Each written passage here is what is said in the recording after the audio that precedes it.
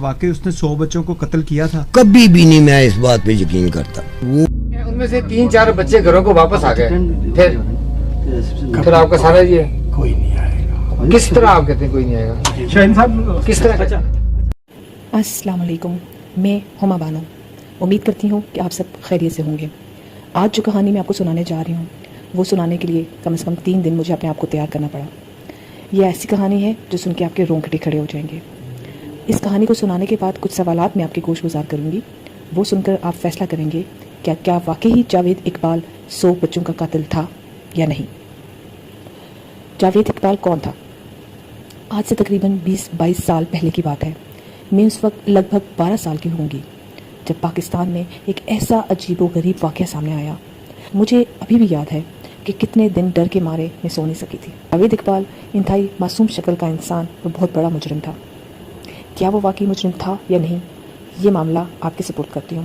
ثبوت پیش کروں گی، آپ مجھے بتائیں گے کہ حقیقت کیا تھی. نومبر 1999 نیوز رپورٹر کو ایک لیٹر ملتا ہے. اس لیٹر پہ کچھ یوں درج ہوتا ہے: میری گنتی 100 پر ختم ہوئی. یہاں میرا مشن پورا ہوا. میرا میسج پوری دنیا میں سینکڑوں ماؤں کو رلاؤں گا. میں ان کے بچوں کو اگلی دنیا میں بغیر کفن کے گٹر کے ذریعے بھیجوں گا. ایک ماں ہونے کے ناطے یہ خط پڑھ کر میری روح کانپ گئی. 3 دن میں سوچتی رہی کہ میں یہ کہانی کیسے بیان کروں گی. مجھے ان ماؤں کا خیال آتا رہا کہ وہ مائیں کس طریقے سے سوئی ہوں گی. ان ماؤں نے جب یہ کہانی سنی ہوگی تو ان کے دل پہ کیا گزری ہوگی، کیسے سوئی ہوں گی، وہ کیا کیا یاد کیا ہوگا، کیا سوچا ہوگا انہوں نے. اس خط کے آخر میں ایک ایک بچے کا نام، تصویر، انہیں کیسے قتل کیا گیا، ان بچوں کے کپڑے کس کس تھیلے میں تھے، ان کے جوتے کس کس تھیلے میں تھے، ان کی لاشوں کے بارے میں کہ وہ کہاں پہ ہیں، سب لکھا تھا. آخر میں ایک گھر کا پتہ لکھا تھا: 16B راوی روڈ. اب کہانی یہاں سے کھلتی ہے. نیوز رپورٹر چشتی صاحب خود اس پتہ پر چلے گئے کیونکہ ان کو یقین نہیں آ رہا تھا کہ کوئی ایسا بھی کر سکتا ہے. جب وہ اس مکان میں پہنچے تو مکان بند تھا. وہ دیوار پھلانگ کر اندر چلے گئے. انہیں ویسے ہی جیسے خط پہ لکھا تھا 100 بچوں کے جوتے نظر آئے. پھر انہوں نے وہ بوری ڈھونڈی جس کا خط میں ذکر تھا. جس میں بچوں کے کپڑے تھے وہ بوری بھی ان کو مل گئی. اب وہ تہخانے میں گئے. جی وہاں پہ انہیں بچوں کے گلے سڑے لوتھڑے بھی مل گئے. اگلے دن ہی یہ خط نیوز پیپر میں پبلش ہو گیا جس سے پوری دنیا میں تہلکہ مچ گیا. مجھے ابھی بھی یاد ہے کہ جب یہ خبر نیوز پیپر میں آئی تھی میری ماں اس خبر کو سن کر کتنا روئی تھی. ماں میری رو رہی تھی اور ہم بچے ڈر کے مارے گھر سے نہیں نکل پا رہے تھے کہ کہیں جاوید اقبال نہ آ جائے. جاوید اقبال کا نام بچوں کے دل میں ڈر بٹھا گیا تھا. ایسا لگتا تھا جیسے وہ گھر آئے گا اور ہمیں اٹھا کے لے جائے گا اور ایسڈ کے ڈرمز میں پھینک دے گا. اخبار میں خبر دیکھنے کے بعد اس گھر میں والدین کا رش پڑ جاتا ہے. ان والدین کا جن کے بچے ان سے جدا ہوئے تھے. وہ والدین بچوں کو ان کے جوتوں اور کپڑوں سے پہچاننے کی کوشش کرنے لگے. وہ وقت بیان کرنے کے قابل نہیں ہے. میرے الفاظ میرا ساتھ نہیں دیں گے اگر میں آپ کو اس وقت کے بارے میں کچھ بتانا چاہوں تو. خیر، جاوید اقبال ایک مڈل ایج کا آدمی تھا. بالوں میں سفیدی اتری ہوئی تھی. چہرے پر پرسکون مسکراہٹ رہتی تھی. چشمہ آنکھوں میں لگا ہوا تھا. کوئی بھی اس انسان کو دیکھ کر یہ سوچ بھی نہیں سکتا تھا کہ یہ کتنا بڑا مجرم ہو سکتا ہے. جاوید اپنا بہت سا ٹائم لاہور کی گلیوں میں گزارتا تھا جہاں اسے آرفن بچے یا گھر سے بھاگے ہوئے بچے آرام سے مل جاتے تھے. ایسے بچے جن کا شکار بہت آسان تھا وہ مل سکتے تھے. ان بچوں کی عمر 6 سال سے لے کر 16 سال کے درمیان میں تھی. ان بچوں کو وہ اغوا کرتا. آپ مجھے بتائیں کہ 6 سال سے 10 سال کے بچوں کو تو بالکل سمجھ ہی نہیں آتی کہ ہمارے ساتھ ہو کیا رہا ہے.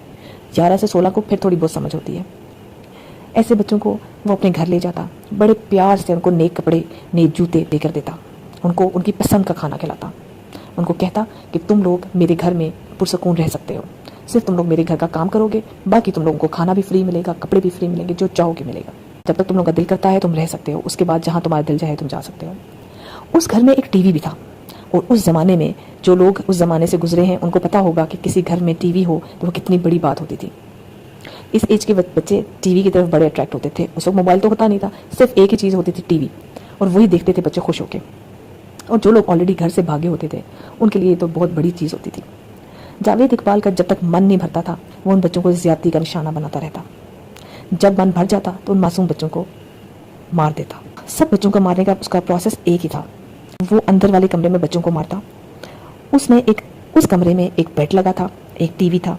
وہ بچوں کو بقول جاوید اقبال کے وہ بچوں کو ٹی وی آن کر کے دیتا تھا. جب بچے ٹی وی میں مگن ہو جاتے تھے تو بیڈ پر بیٹھ کر ان کے گلے میں زنجیر ڈال کے ان کی گردن کو کھینچ دیتا. تب تک کھینچتا رہتا جب تک ان کا سانس نہ نکلتا. جب پولیس نے انویسٹیگیشن کی تو اس کی انویسٹیگیشن میں بہت سی باتیں سامنے آئیں. پولیس کو سب سے پہلے تو یہ انکشاف ہوا کہ جاوید اقبال کوئی عام آدمی نہیں ہے، وہ ایک بہت ہی رچ فیملی سے تعلق رکھتا ہے. جاوید اقبال کے 8 بہن بھائی تھے اور اس کا 6واں نمبر تھا. اس نے بہت ہی اچھے پرائیویٹ اسکول سے تعلیم حاصل کی، بہترین کالج میں گیا. جب اس کی پڑھائی ختم ہوگی تو اس کے والد نے، جس نے انتہائی محنت سے بزنس سیٹ کیا تھا اور سب بھائیوں کو مختلف بزنس سیٹ کر کے دیے تھے، جاوید اقبال کو اس نے اسٹیل کا بزنس سیٹ کر کے دیا. جاوید اقبال کی 2 شادیاں ہوئیں اور دونوں ہی شادیاں کامیاب نہیں ہو سکیں.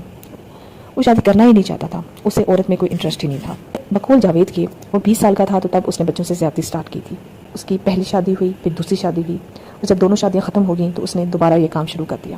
سب سے پہلے جاوید نے ایک ویڈیو گیم کی دکان کھولی. میرے عمر کے لوگ ہیں ان کو پتا ہوگا کہ اس زمانے میں ویڈیو گیم ایک بہت بڑی بلا سمجھی جاتی تھی. بہت سی فیملیز پسند نہیں کرتی تھی اپنے بچوں کو ویڈیو گیم کی شاپ پہ بھیجنا. بہت سارے بچے گھر سے چھپ کر وہاں جاتے تھے اور جاوید اقبال اسی بات کا فائدہ اٹھاتا تھا.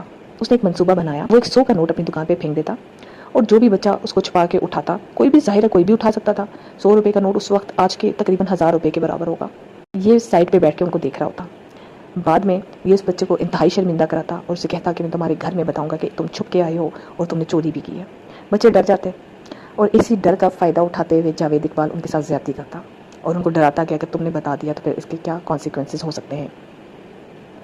اس طرح وہ بچوں کو بلیک میل کرتا اور انہیں زیادتی کا نشانہ بناتا رہتا. ظاہر ہے دکان محلے میں تھی، کب تک یہ بات چھپتی. آخرکار پتہ چل گیا اور بہت زیادہ پیرنٹس نے آ کے اچھا خاصا شور مچایا، یہاں تک کہ اس کو وہ دکان بند کرنی پڑی. یہ بات اسے گھر میں بھی سب کو پتہ چلی، جس کی وجہ سے اسے گھر سے نکال دیا گیا. اب اس کا اپنے گھر والوں سے کوئی رابطہ نہیں تھا. اس ذاتی مکان میں چلا گیا جو اس کے والد صاحب نے اس کے نام کیا تھا. وہاں پہ وہ مختلف بچوں کو ڈھونڈتا اور یہ کام کرتا رہتا. دوسری بار وہ پکڑا اس وقت گیا جب اس نے 2 بچوں کو مساج کرنے کے لیے اپنے گھر میں لے کے آیا. جاوید نے ان سے مساج کرائی اور اس کے بعد ان دونوں کو زیادتی کا نشانہ بنایا. اور وہ اس کام میں اتنا پرو ہو چکا تھا کہ وہ یہ کام کرنے کے بعد آرام سے سو گیا. اور بچوں کو بہت غصہ آیا کہ اس نے ہمارے ساتھ یہ زیادتی کیوں کرتی. اسی کمرے میں دیوار پہ ایک گن لٹکی تھی. ان بچوں نے اس گن کو اٹھایا اور اس گن سے اتنے زور سے جاوید اقبال کے منہ اور سر پہ اس گن کو مارا کہ اس کا اسکل، اس کا فیس ڈیمیج ہو گیا.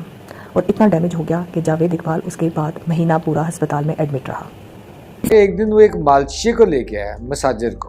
اس نے اس مساجر کے ساتھ بھی زیادتی کی کوشش کی. جب یہ سو گیا اس کے بعد بچوں نے سوچا کہ یہ ہمارے ساتھ اس نے بہت زیادتی کی. میں لایا تھا کہ مالش کے لیے اور کام یہ کر لیا. وہ سو گیا تو انہوں نے اس کی وہاں گن پڑی ہوئی تھی، وہ انہوں نے پکڑ کر پورے زور سے اس کے سر پر مارا. اس کا اسکل اور یہ جبڑا، اس کا جبڑا پورا اڑ گیا. اب وہ چلا گیا. یہ پھر جنرل ہاسپٹل میں کئی ماہ زیر. اسی دوران اس کی ماں کی ڈیتھ ہوگی. جاوید اقبال اس کی ڈیتھ پر نہیں جا سکا.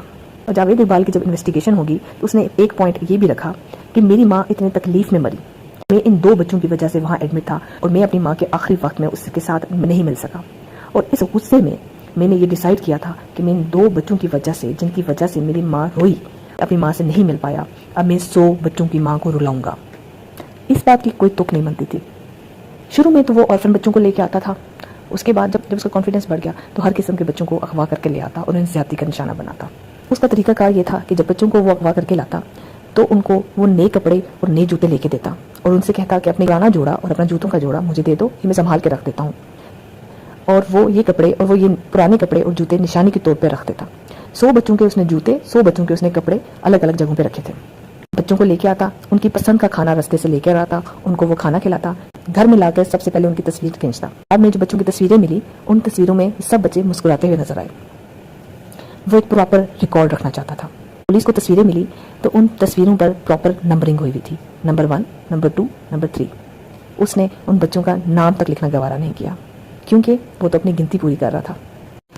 جب پولیس وہاں پر پہنچی تو انہیں بچوں کے کپڑے، جوتے، ایسڈ میں ان کے لوتھڑے بھی مل گئے. نہیں ملا تو جاوید اقبال نہیں ملا کیونکہ جاوید اقبال اس سے پہلے گھر سے بھاگ چکا تھا. 2 لڑکے اس کے ساتھ تھے. پولیس نے ہر جگہ اس کو تلاش کرنا شروع کر دیا. ظاہر ہے پولیس پر اس وقت پریشر بھی بہت تھا. اخبار پہ یہ نیوز چل چکی تھی. دنیا میں پاکستان مشہور ہو چکا تھا اس واقعے کی وجہ سے. ہر گلی میں، ہر محلے میں، ہر گھر میں صرف جاوید اقبال کا ہی تذکرہ تھا. پولیس نے ہر جگہ ناکہ لگایا ہوا تھا. پولیس نے ان کو دیکھ لیا. جاوید اقبال بھاگنے میں کامیاب ہو گیا جبکہ وہ 2 لڑکے پکڑے گئے. اب اچانک کچھ دن کے بعد 18 فروری کو جاوید اقبال خود ہی تھانے پہنچ گیا. سب سے پہلے تو اس نے صاف انکار کر دیا کہ یہ سب میں نے کیا ہی نہیں, مجھے پھنسانے کی کوشش کی جا رہی ہے.